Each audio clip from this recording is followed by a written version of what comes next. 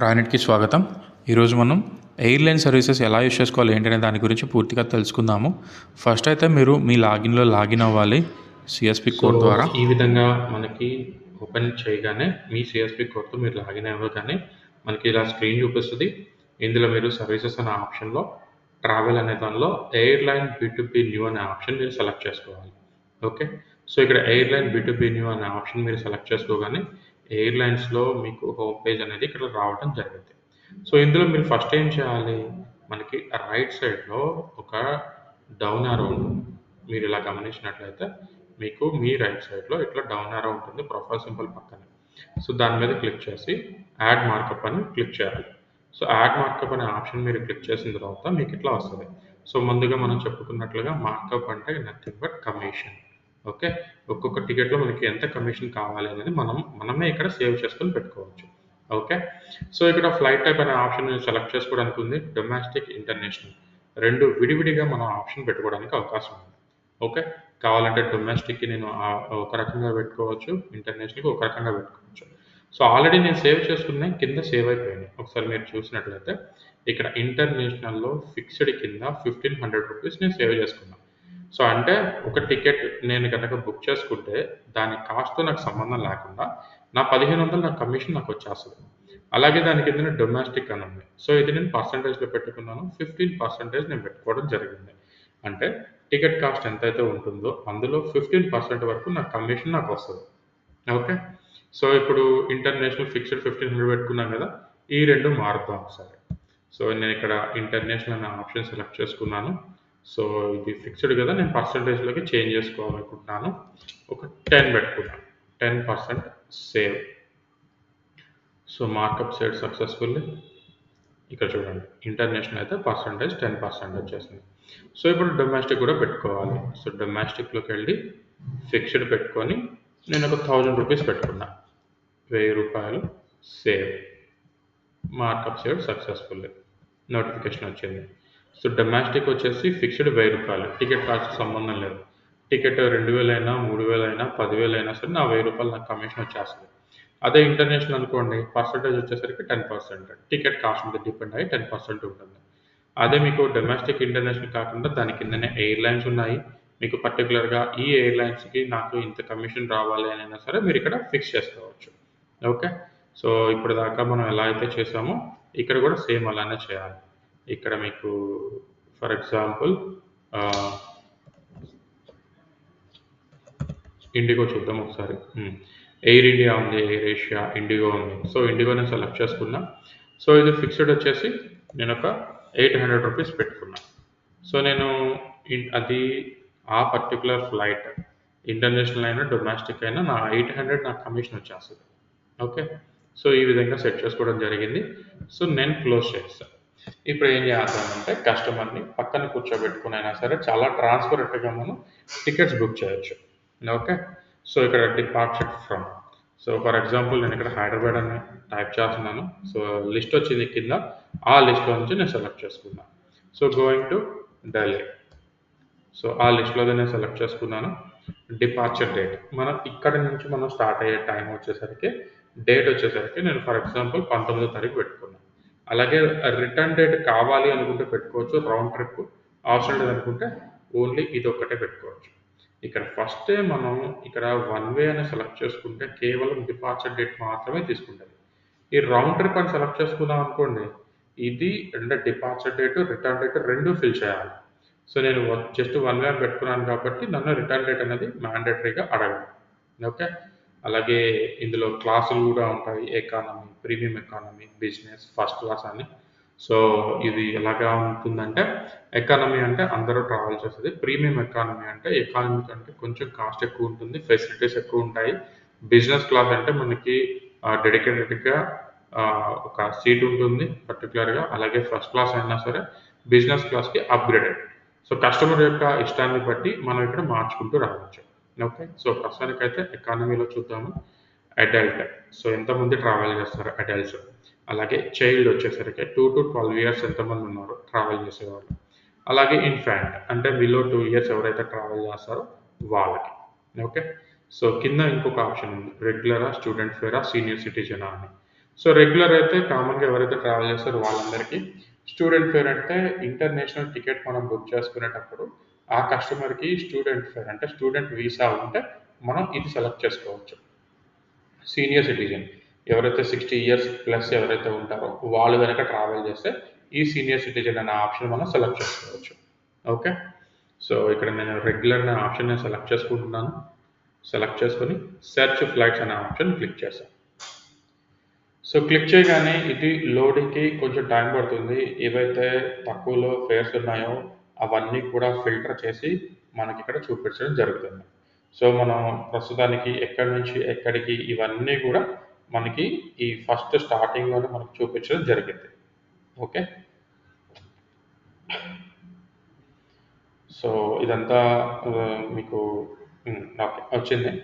So ఇదంతా మీకు ఫస్ట్లో ఇదిగోండి ఈ లైన్ మొత్తం కూడా మనం ఏవైతే సెలెక్ట్ చేసుకున్నామో అవన్నీ ఇక్కడ చూపించడం జరిగింది.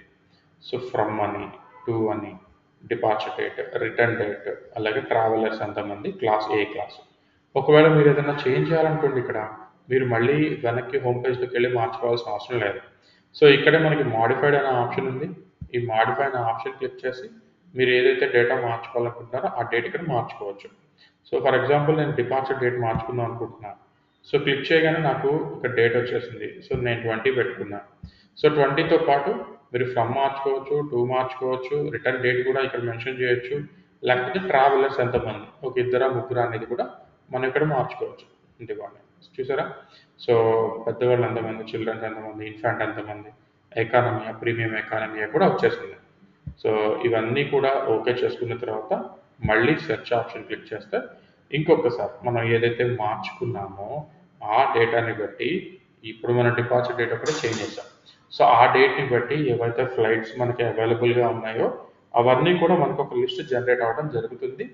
దాంతోపాటు మీరు ఎవరైనా ప్యాసింజర్ డీటెయిల్స్ మార్చారనుకోండి, అంటే ఒకళ్ళు కాకపోతే ఇద్దరు ముగ్గురు మార్చారనుకోండి, సో దాన్ని బట్టి మనకి ఇక్కడ కాస్ట్ కూడా చూపించడం జరుగుతుంది. ఓకే, సో లోడ్ అయిపోయింది. మనకి ఇక్కడ క్లియర్గా చూపించడం జరిగింది Hyderabad to Delhi air India. So one stop ఇవన్నీ కూడా చాలా వరకు వన్ స్టాప్స్ ఉన్నాయి. సో నాన్ స్టాప్స్ కూడా ఉన్నాయి. కాకపోతే వన్ స్టాప్ లేవి, నాన్ స్టాప్ లేవి మీకు కొంచెం ఎత్తుకోవడానికి ఇబ్బందిగా ఉందనుకోండి, మనకి లెఫ్ట్ సైడ్లో ఫిల్టర్స్ ఉన్నాయి. ఈ ఫిల్టర్స్ మనం చెక్ చేసుకోవచ్చు. సో ఈ first option show net price and inclusive అనే ఆప్షన్ మీద నేను క్లిక్ చేశాను. దీనివల్ల ఉపయోగం ఏంటి అంటే మీరు పెట్టుకున్న కమిషన్ మర్చిపోయారు.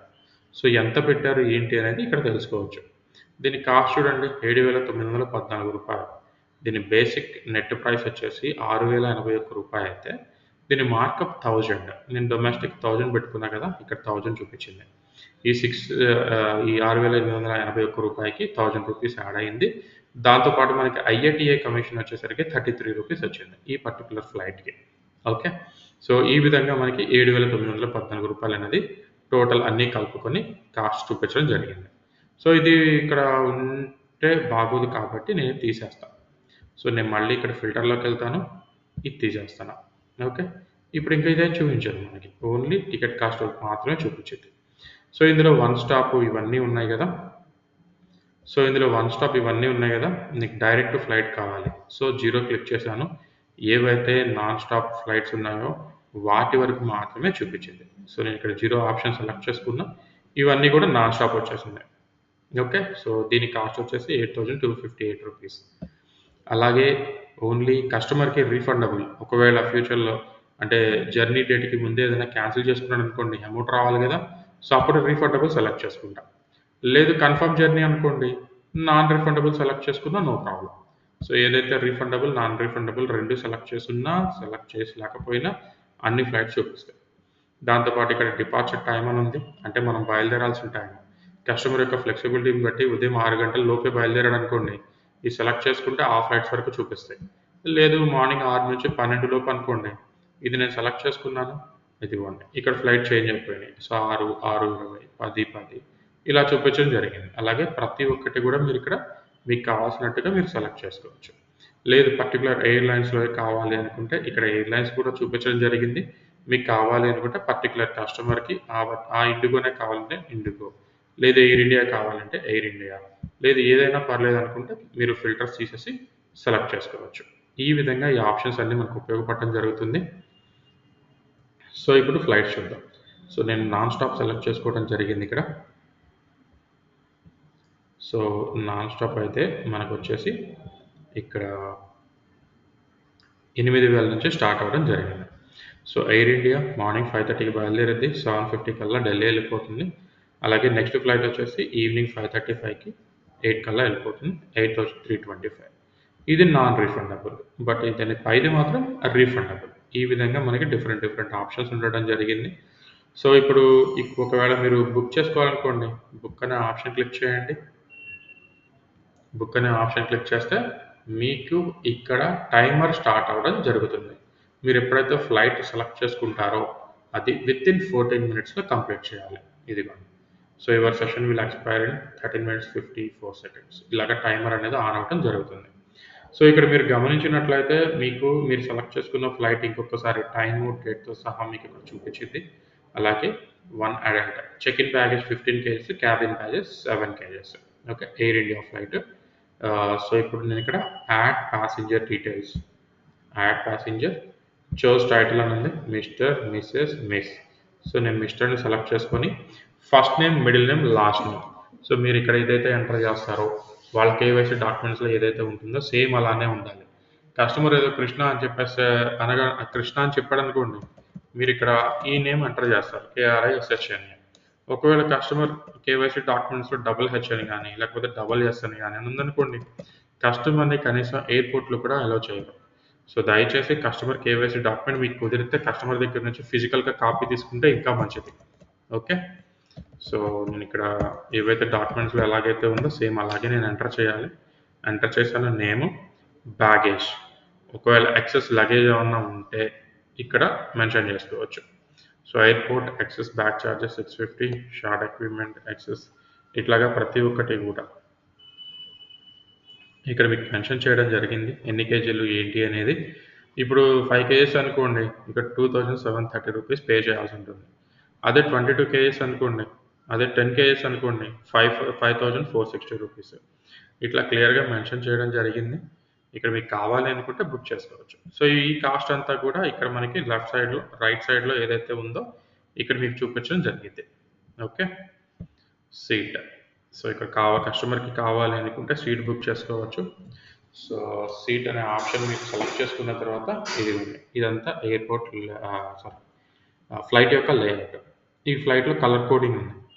మనకి ఇక్కడ ఏ కలర్కి ఎంత ఛార్జ్ పడుతుంది మెన్షన్ చేస్తుంది. అలాగే కర్సర్ దీని మీద క్లిక్ అలా ప్లేస్ చేసినప్పుడు మీకు ఇక్కడ చూపించడం జరిగింది. ఇంటూ ఉంటే మాత్రం ఆల్రెడీ బుక్ అయిపోయినట్టే. ఓకే, సో కొన్నిటికి 1000 ఉంది, కొన్నిటికి 375 ఉంది, ఇట్లాగా రకరకాలుగా ఉన్నాయి. మీరు చూసుకొని మీకు ఏదైతే కావాలో, కస్టమర్కి ఏదైతే కావాలో అది మీరు సెలెక్ట్ చేసుకోవచ్చు. సో నేను ఇక్కడ 750 రూపీస్ సెలెక్ట్ చేసుకున్నా, ప్రొసీడ్ క్లిక్ చేశాను. సో 750 రూపీస్ ఇక్కడ యాడ్ అయిపోయింది మనకి. 750 రూపీస్ సీట్ 750.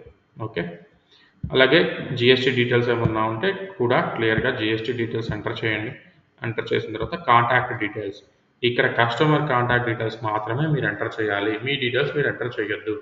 ఎందుకంటే కస్టమర్కి ఒకవేళ కాల్స్ ఏమన్నా అంటే డిలే అయినా లేకపోతే పోస్ట్పోన్ అయినా, ప్రీపోన్ అయినా ప్రతి ఒక్కటి కూడా కస్టమర్కి ఇన్ఫర్మేషన్ ఇవ్వడం జరుగుతుంది. ఓకే,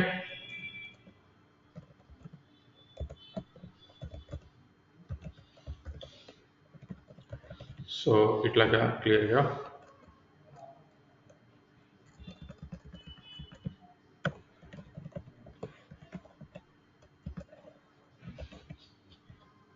కస్టమర్ యొక్క mail ID, mobile number enter చేయాలి.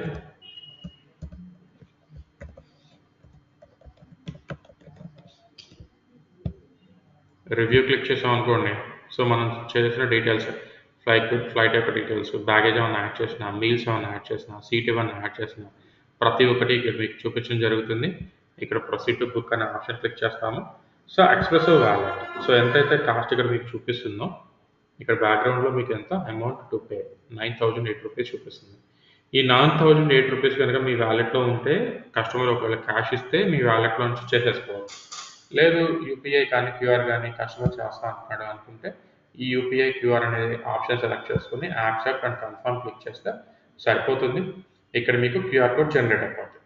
సో కస్టమర్ దేని ద్వారా అయినా సరే, PhonePe, Google Pay, Amazon Pay, భీమ్ యాప్, ఏదైనా సరే కస్టమర్ స్కాన్ చేయొచ్చు. ఒకవేళ స్కానర్ కాకుండా యూపీఐ ద్వారా కావాలి అనుకుంటే ఇక్కడ యూపీఐ అనే ఆప్షన్ ఉంది. దాని మీద క్లిక్ చేస్తే మనకి కింద యూపీఐ వస్తది. సో, కస్టమర్ యొక్క యూపీఐ ఇక్కడ మనం ఎంటర్ చేసేసి వెరిఫై అని పే చేస్తే వాళ్ళకి ఒక నోటిఫికేషన్ వెళ్తుంది. వాళ్ళు యాక్సెప్ట్ చేస్తే మనకి అమౌంట్ అనేది రావడం జరుగుతుంది.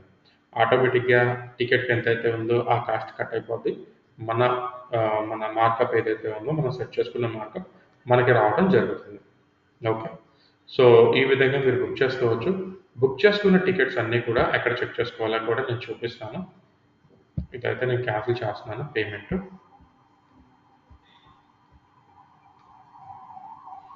సో, బుక్ చేసుకోగానే మీకు వెంటనే ఆ బుక్ చేసుకున్న టికెట్ మీకు అక్కడ చూపించేసిద్ది. చూపించి మీకు ప్రింట్ అడుగుతుంది. ప్రింట్ కావాలా? లేకపోతే కస్టమర్‌కి వాట్సాప్ చేయాలా? అనేది అడుగుతుంది. మీరిక్కడ మై ట్రిప్స్‌లోకైనా సరే మీరిక్కడ ఇది చెక్ చేసుకోవచ్చు. డౌన్ యారో ఉంది కదా! ఇక్కడ మనకి ఈ డౌన్ యారో మీద క్లిక్ చేసి మై ట్రిప్స్ అనే ఆప్షన్ క్లిక్ చేస్తే మనకి ఇక్కడ రావడం జరుగుతుంది. సో, ఇక్కడ బుకింగ్ డేట్. సో, ఏదైతే బుక్ చేసుకుంటామో ఆ డేట్ ప్రకారంగా మనం సెట్ చేయొచ్చు. బుకింగ్ ఐడీ ఉంటే బుకింగ్ ఐడీ ప్రకారం సెట్ చేయొచ్చు. పీఎన్ఆర్ నెంబర్ కానీ, ట్రావెల్ డేట్ కానీ ఇలా ఎలా అయినా సరే మీరిక్కడ చెక్ చేయొచ్చు. సో, నేను ఒకసారి చెక్ చేస్తాను. సెర్చ్. ఇదిగోండి. సో, ఇట్లాగా 2 చూపించడం జరిగింది. ఇక్కడ ఒకటేమో నేను హోల్డ్‌లో పెట్టడం జరిగింది. దీని కిందది రెండో టికెట్ ఏదైతే ఉందో దీని మీద నేను క్లిక్ చేస్తున్నాను. సో, క్లిక్ చేసి ఇదిగోండి ఇలా వస్తది. సో, ఇది ఒకవేళ మీరు క్యాన్సిల్ చేసుకోవాలంటే క్యాన్సిలేషన్ ఆప్షన్ ఉంది. షెడ్యూల్ చేసుకోవాలంటే షెడ్యూల్ ఉంది. ప్రింట్ టికెట్ ప్రింట్ తీసి ఇవ్వచ్చు. షేర్ టికెట్ మీద క్లిక్ చేస్తే మీకు ఆప్షన్స్ వస్తాయి. వియా వాట్సాప్ అని. సో, కాంటాక్ట్ నంబర్ ఎంటర్ చేసేసి విత్ ప్రైసా, వితౌట్ ప్రైసా అనే ఆప్షన్ మీరు సెలెక్ట్ చేసుకొని షేర్ కొట్టారనుకోండి. సో, వితౌట్ ప్రైస్ ఉందనుకోండి. కొన్ని కంపెనీస్ ఏంటి అంటే వితౌట్ ప్రైస్ కావాలంటే. సో, ఇండివిడ్యువల్‌గా ఎవరైతే వస్తారో కస్టమర్స్ వాళ్ళకి విత్ ప్రైసే కావాలి. సో, మనం ఎప్పుడైతే షేర్ కొట్టేస్తామో వాళ్ళకి టికెట్ అనేది పీడీఎఫ్ ద్వారా షేర్ చేయడం జరుగుతుంది. ఓకే. సో, ఈ విధంగా మీకు టికెట్ అనేది బుక్ చేసుకునే అవకాశం అయితే ఉంది. ఓకే. So, thank you.